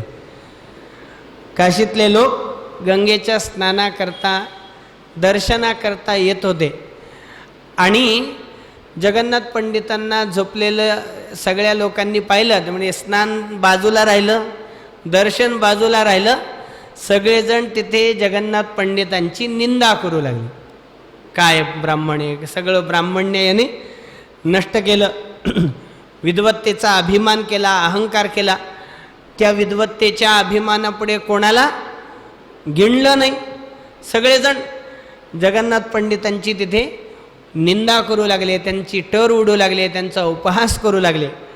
आणि हे सगळं अप्पय्य दीक्षित नावाच्या काशीमधल्या एका विद्वानाच्या कानावरती गेलं. त्या काळी भारतवर्षामध्ये तोडीस तोड असणारे विद्वान म्हणजे हे दोन होते, जगन्नाथ पंडित आणि अप्पय्य दीक्षित. अप्पय्य दीक्षितांनी एखादा ग्रंथ करावा, जगन्नाथ पंडितांनी त्याचं खंडन करावं. जगन्नाथ पंडितांनी ग्रंथ करावा, अप्पय्य दीक्षितांनी त्याचं खंडन मंडन दोघांच्या मध्ये चालायचं. अप्पय्य दीक्षितांच्या कानावरती ते गेलं आणि त्यांना मनोमन खूप वाईट वाटलं.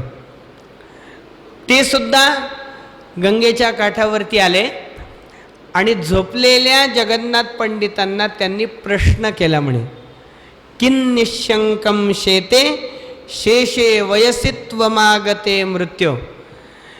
वृद्धापकाळ आलेला आहे, वार्धक्य तुला प्राप्त झालेलं आहे, मरण केव्हा येईल हे सांगता येत नाही, अशी सगळी स्थिती आहे.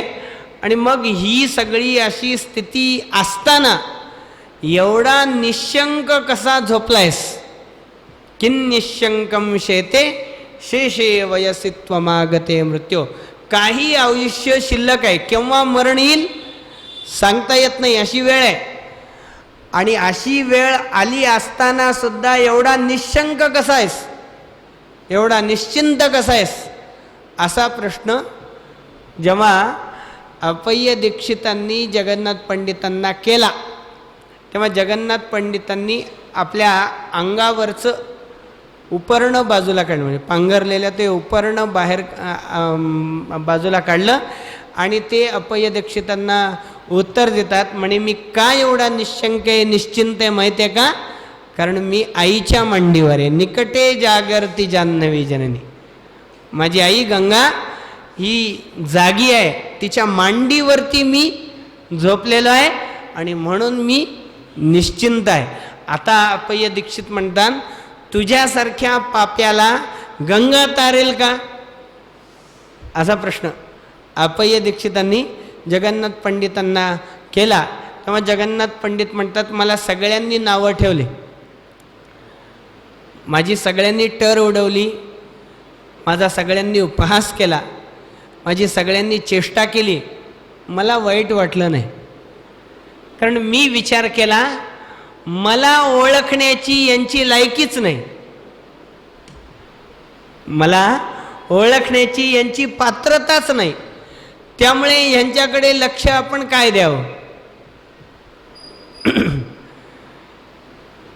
कुत्र्याच्या भुंकण्याकडे सिंह, कोल्याच्या भुंकण्याकडे सिंह कधी लक्ष देतो का? हत्ती कधी लक्ष देतो का? मी दुर्लक्ष केलं, कारण मी विचार केला की मला ओळखण्याची यांची पात्रताच नाही. तुम्ही जर प्रश्न मला करत असाल, कारण मला ओळखण्याची पात्रता जर कोणामध्ये असेल तर ती केवळ तुमच्यामध्ये आहे.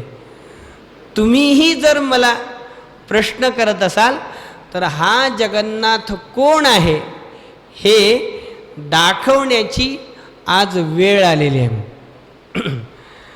हे दीक्षिता भरवसा मज जान्हवीचा, आहे नती उरविले शही पातकाचा, माझ्या परीच तुम्ही या बल जान्हवीचे, बा जाणल्या नृत कारण काळजीचे. दासगणू महाराज वर्णन करतात, जगन्नाथ पंडित त्या अप्पय्य दीक्षितांना म्हणतात की मला भरवसा आहे या गंगेचा. ही जी गंगा मनुष्याच्या ठिकाणी पापाचा लेश सुद्धा शिल्लक ठेवत नाही. माझ्या परीच तुम्ही या बल जान्हवीचे, बा जाणल्या नृत कारण काळजीचे, माझ्याप्रमाणे तुम्ही सुद्धा या जान्हवीचं बळ जर ओळखलं तर तुम्हाला सुद्धा कोणतीच काळजी राहणार नाही. मी एवढा निशंक का आहे, मी एवढा निश्चिंत का आहे, कारण निकटे जागरती जान्हवी जननी, माझी आई गंगा ही जागी आहे आणि माझ्याकडे तिचं अगदी परिपूर्ण पद्धतीने माझ्याकडे तिचं लक्ष आहे, आणि म्हणून मी तिच्या मांडीवरती झोपलेलो असल्यामुळे मी निश्चिंत आहे. अप्पय्य दीक्षित म्हणाले, म्हणे तुझ्यासारख्या पाप्याचा ही गंगा उद्धार करेल. म्हणे तुम्हाला आश्चर्य वाटतं? म्हणे तुम्हाला जर आश्चर्य वाटत असेल, आज हा जगन्नाथ कोण आहे हे दाखवण्याची वेळ आलेली आहे. आणि तिथे जगन्नाथ पंडितांनी या गंगा लहरी स्तोत्राच्या माध्यमाने गंगेचं स्तवन करायला सुरुवात केली. मगाशी गुरुजींनी उल्लेख केल्याप्रमाणे की एक श्लोक म्हणावा आणि गंगेचं पाणी एका पायरीने वर यावं.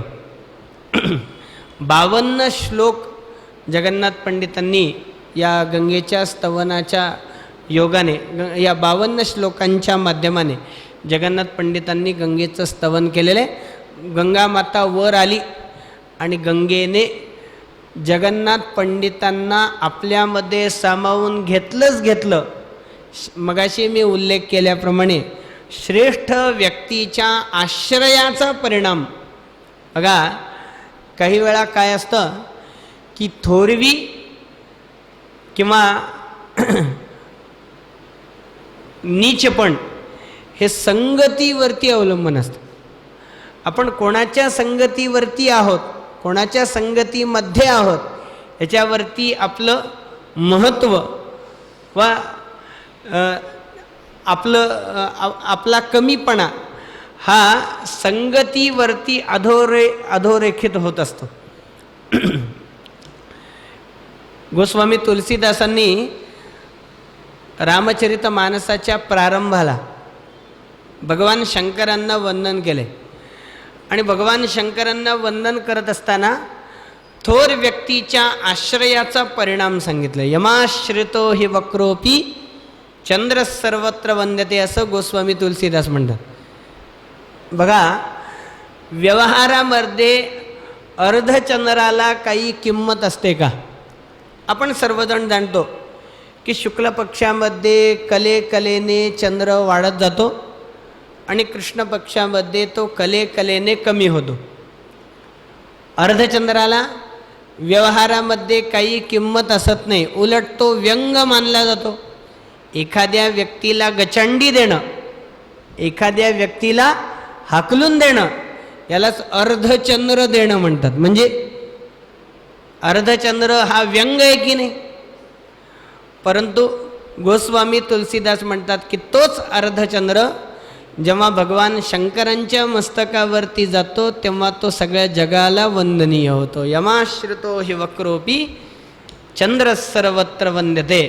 आणि मग तो अर्धचंद्रही उगवल्याशिवाय संकष्टीला आपल्याला उपवास सोडता येत नाही. म्हणजे बघा, कृष्ण पक्षामध्ये सुद्धा त्या चंद्राला महत्त्व कशामुळे प्राप्त झालं तर ते आश्रयामुळे. भगवान शंकरांसारख्या अधिकारी महात्म्याचा आश्रय त्या चंद्राने केला म्हणून तो सगळ्या जगाला वंदनीय झाला. यवन कन्या असलेल्या या लवंगीचा सुद्धा उद्धार कशामुळे झालेला आहे तर जगन्नाथ पंडितांच्या आश्रयाला ती गेली म्हणून.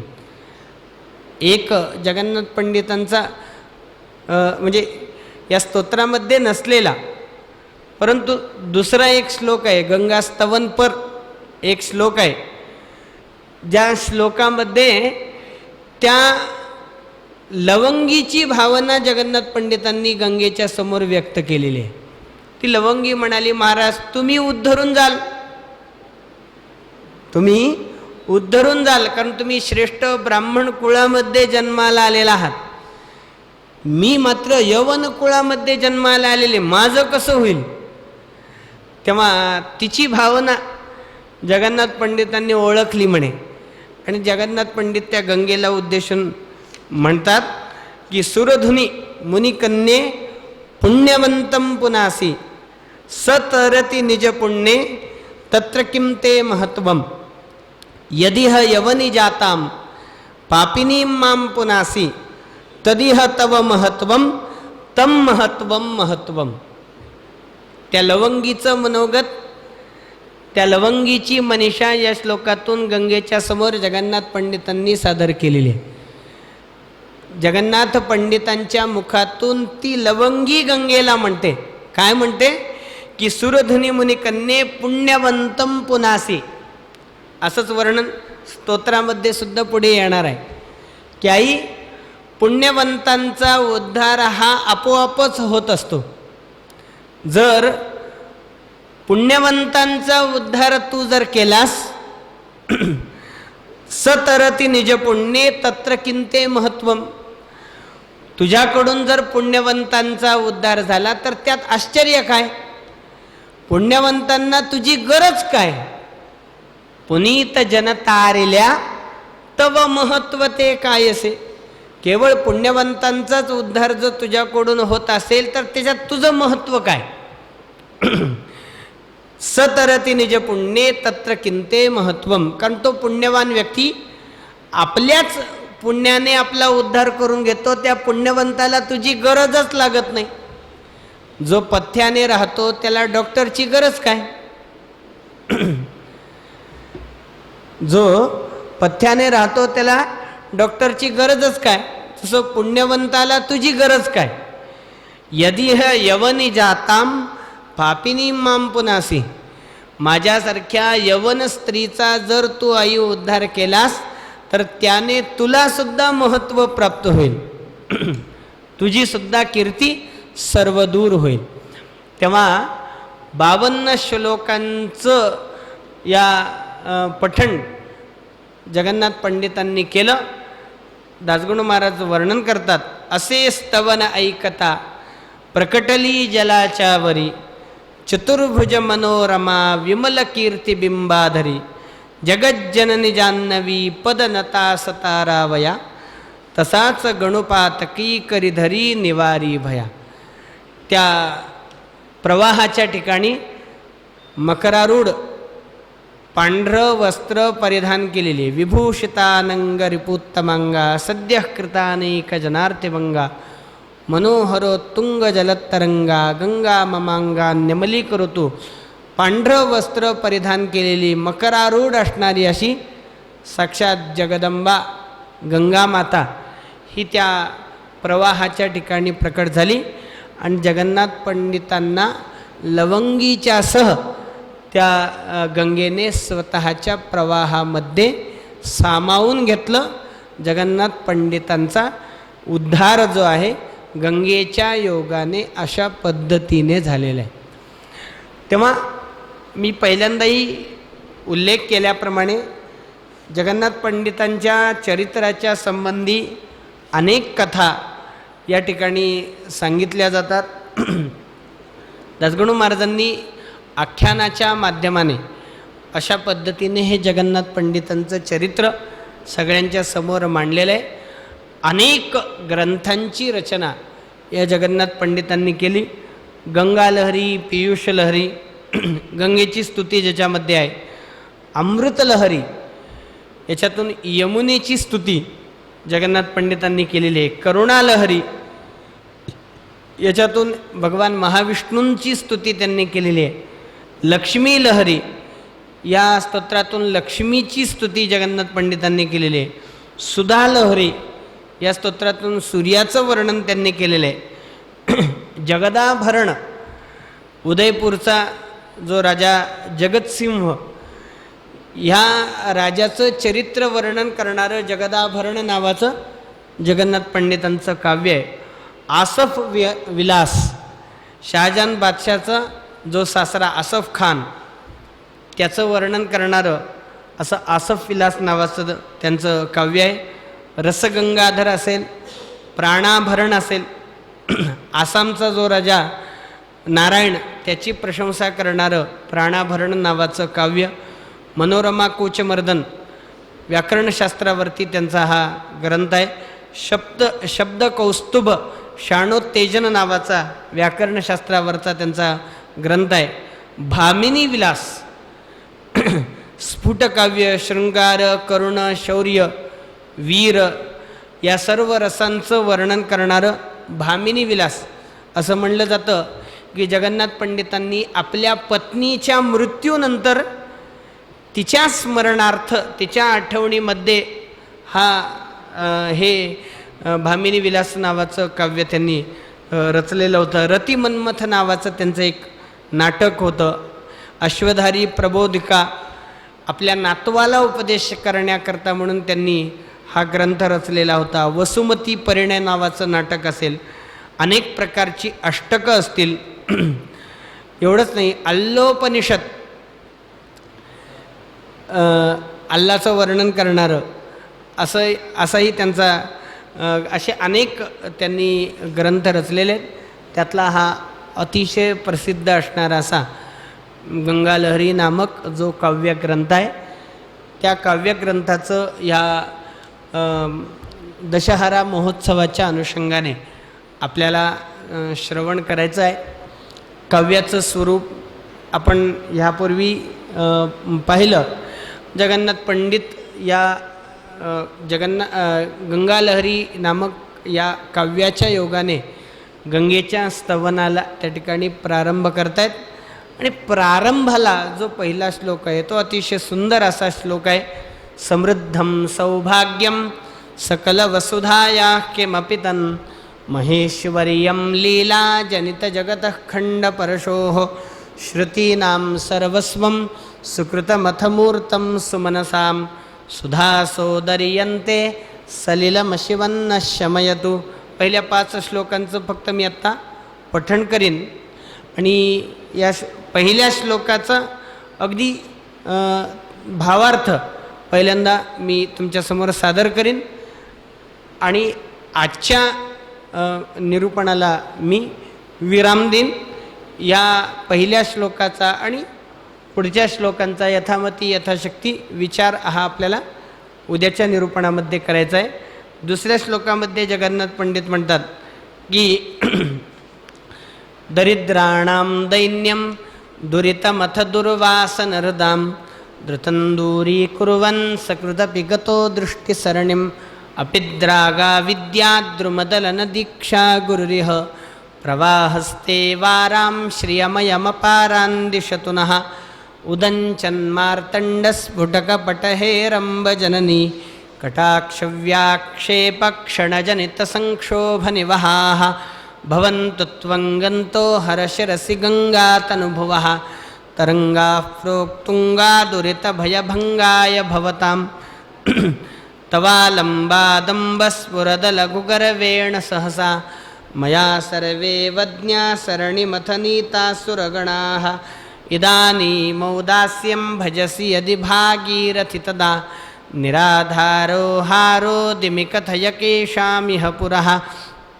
स्मृतियाता पुंसां कृतसुकृतानामपि च या हरत्यन्तस्तन्रां तिमिरमिव चन्द्रांशुसरणिः इयं सा ते मूर्तिः सकलसुरसंसेव्यसलिला ममान्तः संतापं त्रिविधमपि पापंच हरताम. पहिल्या श्लोकामध्ये जगन्नाथ पंडित म्हणतात की आई पृथ्वीचं समृद्ध असं सौभाग्य म्हणजे तू आहेस. भगवान शंकर लीलेने या चतुर्दश भुवनात्मक अशा सृष्टीची निर्मिती करतात. सृष्टीची निर्मिती करणाऱ्या भगवान शंकरांचं ऐश्वर्यसुद्धा आई तूच आहेस.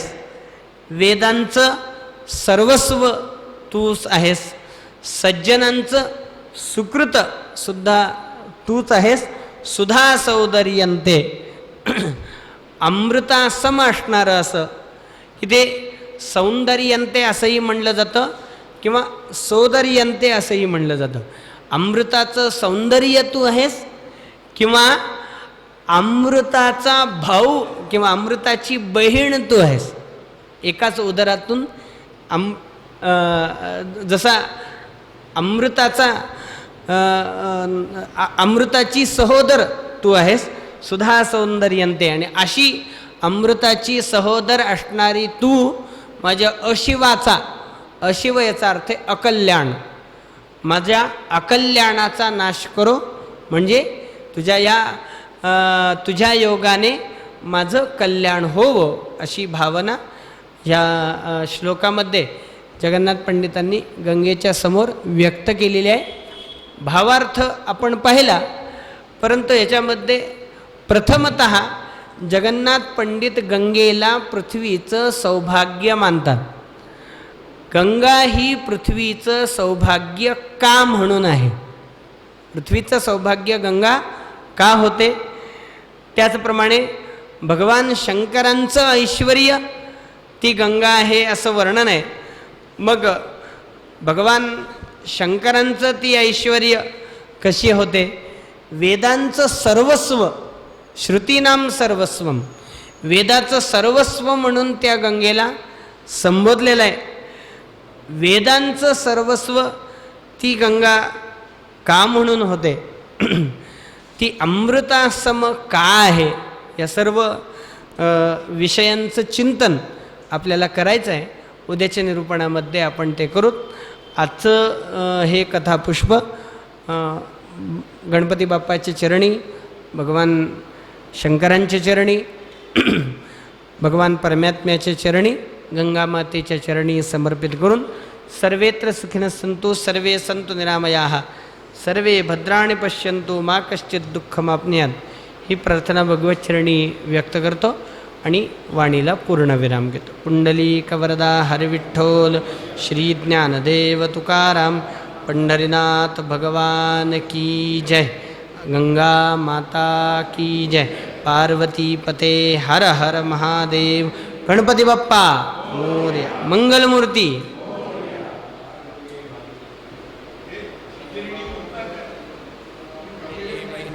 हो कृतं संतते संदीयते प्रजा पशुवीर्य एवं वेदा.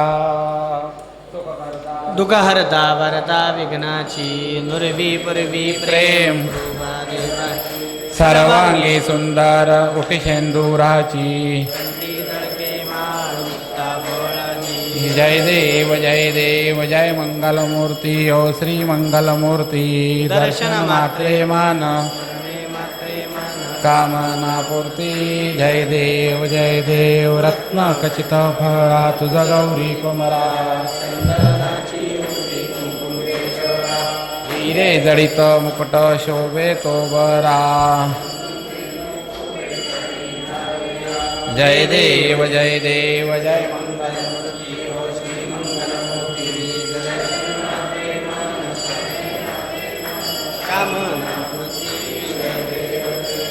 लंबोदर पीतांबर फळेवर वंदना.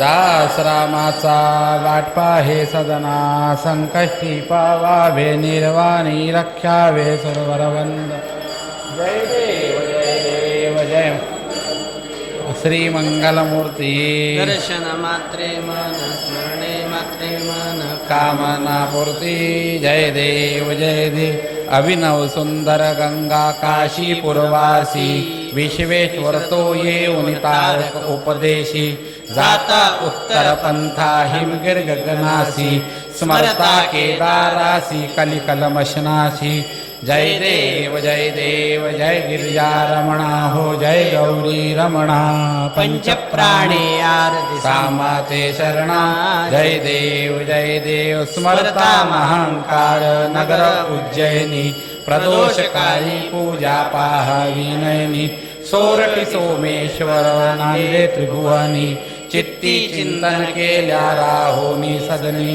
जय देव जय गिरिजा रमणा हो जय गौरी रमणा पंच प्राणे आरती सांभाते शरणा जय देव ओडकपूरचे वन हे दारुण वृक्षाचा भूषण नागेशाचा मणिमय मुक्ताचा परळी वैजेश्वर हरिहर तीर्थाचा ऐसा शंकर शोभे बिल्व पत्राचा जय देव जय गिरिजा रमणा हो जय गौरी रमणा पंच प्राणे आरती सांभाते जय देव ओंकार ममलेश्वर रेवापूर पट्टणी हरिहर युद्धे झाली बाणांचे खाणी शेवाळी धृष्णेश्वर वदितो कपिवाणी वेरुळीचा महिमा ऐकावा श्रवणी जय देव जय गिरिजा रमणा हो जय गौरी रमणा पंच प्राणे आरती सांभाते शरणा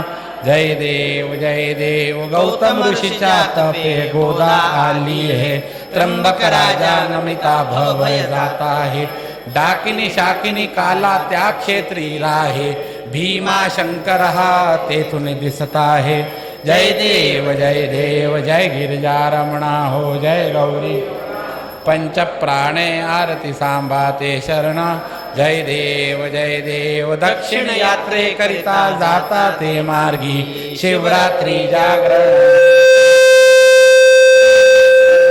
कर मधोदधीच्या संगी द्वादशलिंगे कथली कृष्णे ते लंगी जय देव जय गिरिजा रमणा हो जय गौरी रमणा पंच प्राणे आरती सांभाते शरणा जय देव माते दर्शन मात्रे पाणी उद्धरिसी हरली पातक अवघे जग पावन करिसी दुष्कर्मी रचिल्या पापांच्या राशी हर हर आता स्मरतो गती होईल कैसी जय देवी जय गंगा माई पावन करी मज सत्वर विश्वाचे आई जय देवी पडले प्रसंग तैसे करणे आचरलो विषयांचे मोहाने त्यात चिरत झालो त्याचे योगे दुष्कृत सिंधुत बुडालो त्यातून मजला तारिसी या हेतूने आलो जय देवी जय गंगा माई पावन करी मज सत्वर विश्वाचे आई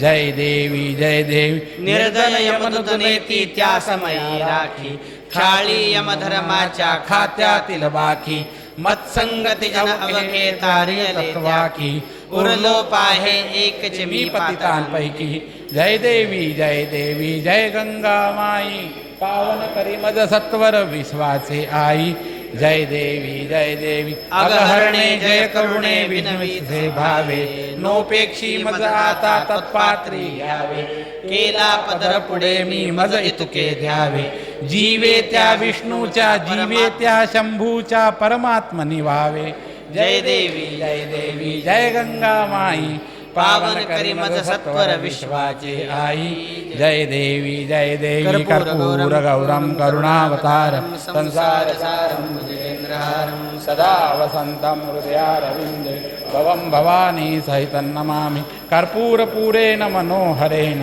सुवर्णपात्रे रजसंस्कृतेन प्रदीप्तवासा ससंगतेन नीराञ्जनन्ते जगदीश कुर्यात् कृष्णाय वासुदेवाय